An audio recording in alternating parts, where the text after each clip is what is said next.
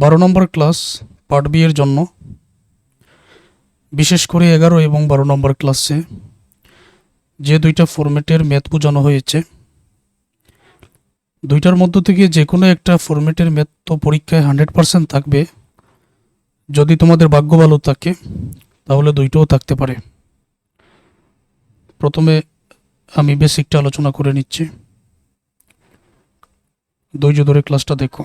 তো আগে যেটা লিখে নিয়েছিলাম, এই যে ফরম্যাটটা, এটা নিয়ে তো 3টা ম্যাথ বুঝিয়ে দিয়েছি 11 নম্বর ক্লাসে।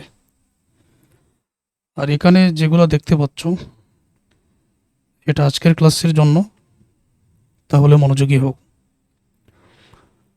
ছোট বড় যে কোনো ব্যবসা প্রতিষ্ঠানে হিসাব রাখার জন্য লেনদেন থেকে জাবেদা দাখিলায় রূপান্তর করা হয়। জাবেদা দাখিলা থেকে খতিয়ান, খতিয়ান থেকে রেওয়ামিল, রেওয়ামিল থেকে অ্যাডজাস্টিং এন্ট্রিজ বা সমন্বয় জাবেদা। এক সময় আর্থিক বিবরণী তৈরি করা হয়। আর আর্থিক বিবরণী যে তৈরি করা হয়, এখানে মূলত 3টি কাজ করা হয়। একটা ইনকাম স্টেটমেন্ট তৈরি করা হয়, ব্যালেন্স শিট তৈরি করা হয়, আবার ব্যালেন্স শিটে অন্তর্ভুক্ত থাকে ওনার সিকিউরিটি বা মালিকানা সত্ত্ব। তোমরা জানো হিসাব হলো 5টা: সম্পদ, ব্যয়, আদায়, মালিকানা সত্ত্ব। যে কোনো ব্যবসা প্রতিষ্ঠানের আয় এবং ব্যয়ের তথ্য এটা পাওয়া যায় ইনকাম স্টেটমেন্ট থেকে। আর যে কোনো ব্যবসা প্রতিষ্ঠানের সম্পদ, দায়, মালিকানা সত্ত্ব এই তথ্যটা পাওয়া যায় ব্যালেন্স শিট থেকে। কারণ হচ্ছে যে যাবতীয় ইনকাম এবং এক্সপেন্স নিয়েই কিন্তু ইনকাম স্টেটমেন্ট তৈরি করা হয়। সম্পদ, দায়, মালিকানা সত্ত্ব এটা নিয়েই কিন্তু ব্যালেন্স শিটটা তৈরি করা হয়। এখন হিসাব 5টার মধ্য থেকে ইনকাম এবং এক্সপেন্স এটা নিয়ে ইনকাম স্টেটমেন্ট, অ্যাসেটস, লাইবিলিটি, ওনার সিকিউরিটি 3টা নিয়ে ব্যালেন্স শিট। তো আজকে আমাদের আলোচ্য বিষয় ইনকাম স্টেটমেন্ট। ইনকাম স্টেটমেন্ট তৈরি করার জন্য, বিশেষ করে উৎপাদনমূলক প্রতিষ্ঠানের জন্য, প্রথমে সেলস লেখা হয়। সেলস থেকে বিক্রিত পণ্যের ব্যয় বাদ দেওয়া হয়। যদিও এখানে বিস্তারিত আলোচনা, সংক্ষেপে আলোচনা করছে যে বিক্রয় থেকে, সেলস থেকে বিক্রিত পণ্যের ব্যয় বা কষ্ট কৌশল বিক করে গ্রস প্রফিট পাওয়া যায়। সেটা থেকে অপারেটিং এক্সপেন্স বিক করে নেট প্রফিট পাওয়া যায়। এটা হলো একটা নিয়ম। ওই নিয়ম থেকে এখন আমরা সূত্র সাজাতে পারি। যেমন এই যে গ্রস প্রফিটটা আমরা পেয়েছি কিভাবে, সেলস থেকে কষ্ট কৌশল বিক করে। তাহলে কি আমি গ্রস প্রফিট সমান লিখতে পারি না? এই গ্রস প্রফিট সমান লিখতে পারি না sales minus cost of goods sold? এটা কি লিখতে পারি না? কারণ এই গ্রস প্রফিট তো আমি পেয়েছি সেলস থেকে কস্ট অফ গুডস সোল্ড বিক করে, কস্ট অফ গুডস সোল্ড বিক করে গ্রস প্রফিটটা পেয়েছি। তাহলে gross profit equal to sales minus cost of goods sold. একই রকমভাবে এই সমীকরণ থেকে আমি চাইলে আলাদা করে সেলসের মানও বাইর করতে পারি, যদি অন্য 2টা তথ্য দেওয়া থাকে সমীকরণের মাধ্যমে বাইর করা যায়।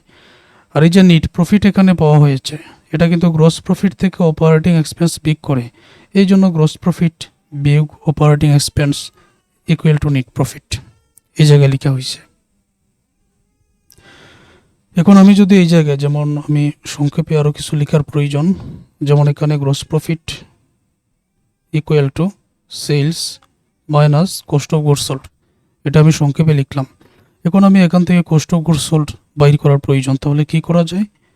এখন এই যে মাইনাসের সি, যেটা আমি না হয় এটা কস্ট অফ গুডস সোল্ড প্লাসের করে নিয়ে আসলাম, এসটা জায়গা মতো রাখলাম, প্লাসের জি এটা মাইনাসে জি করে নিয়ে নিলাম। তাহলে কস্ট অফ গুডস সোল্ড সমান দাঁড়াবে সেলস মাইনাস গ্রস প্রফিট। তো এখান থেকে আবার আমি এসের মানও এই সমীকরণ পদ্ধতিতে বাইর করতে পারি, বা যে কোনোটা। বুঝতে পেরেছ তো? যেমন আমি যদি এখন লিখি নেট প্রফিট মানে এন ইকুয়াল টু গ্রস প্রফিটের প্রথম অক্ষর জি মাইনাস অপারেটিং এক্সপেন্সের প্রথম অক্ষর ও। এখান থেকে এখন আমার জির মানটা প্রয়োজন। উদাহরণ, আমি এখন গ্রস প্রফিট বাইর করব। তাহলে আমি লিখতে পারি মাইনাসের ও, যেটা এটা প্লাসের ও করে নিয়ে আসলাম, ইকুয়াল টু গ্রস প্রফিট, তাই না? সুতরাং অতএব এখানে gross profit equal to N plus O. এই দিকটা এদিকে নিয়ে আসলাম, এটা এদিকে। তো এই পদ্ধতিতে আমরা এই সূত্রটা প্রয়োগ করে অঙ্কগুলোর সমাধান করব। আচ্ছা, আমি যাচ্ছি এখন আজকের মূল আলোচনায়, যেখানে তোমরা দেখো সেলসের পরিমাণ এখানে দেওয়া আছে, cost of goods sold missing, gross profit দেওয়া আছে।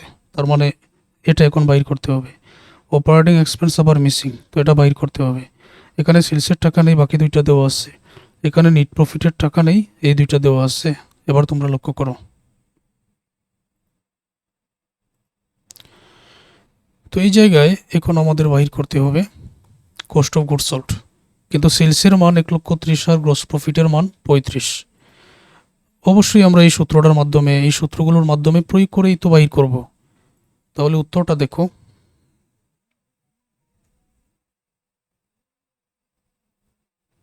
সূত্রটা লিখে নিলাম যে কস্ট অফ গুডস সোল্ড সমান দাঁড়াবে sales minus gross profit.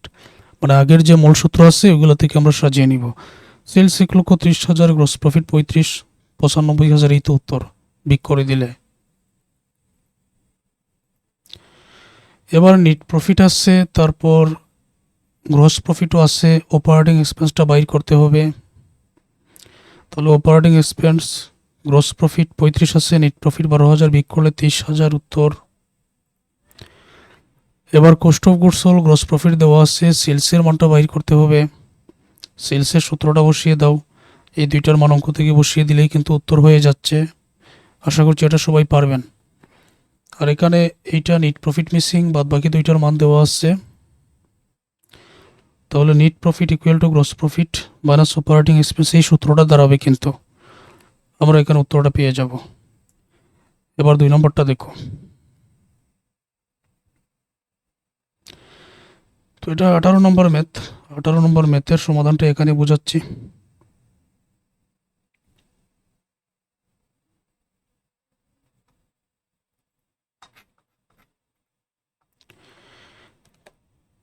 Sales থেকে কস্ট অফ গুডস সোল্ড বিক করলে গ্রস প্রফিট, গ্রস প্রফিট থেকে অপারেটিং এক্সপেন্স বিক করলে নেট ইনকাম বা নেট প্রফিট পাওয়া যায়।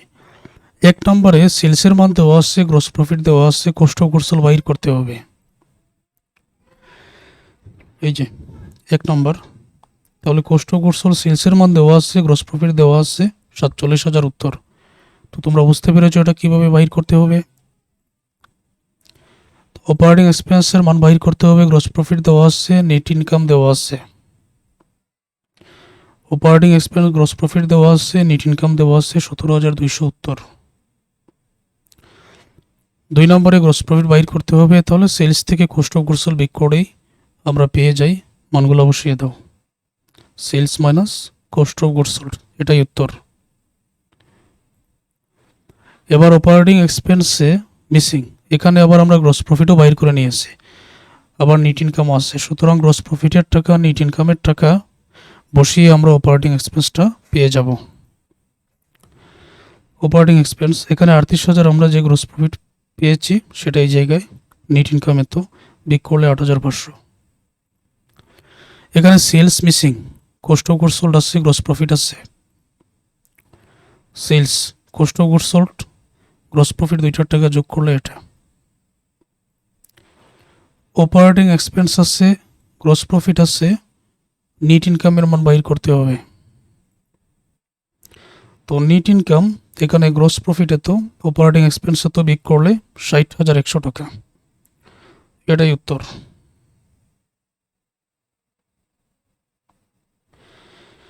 আশা করছি এখন পর্যন্ত সবাই ম্যাথটা বুঝতে পেরেছো।